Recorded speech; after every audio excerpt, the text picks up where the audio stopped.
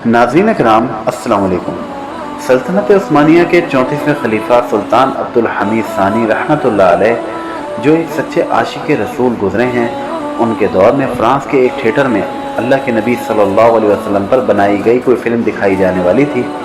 इस बात का इल्म होना था कि आपने फ़ौरी तौर पर फ़्रांस के सफ़ीर को बुलाने का हुक्म दिया और इसे तंबीह की कि अगर फ़्रांस ने ऐसा किया जैसा कि वो करने का ऐलान कर चुका है तो फिर जंग होगी।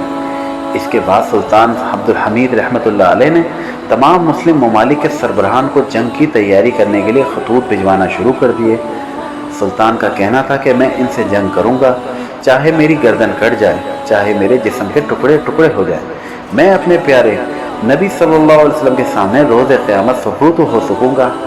फ्रांस खलीफतुल मुस्लिमीन के गम और गुस्से को भांप गया और उसने फौरी तौर पर अपने नापाक इरादे को मौकूफ़ किया और आगाह किया कि वह ऐसा नहीं करेगा।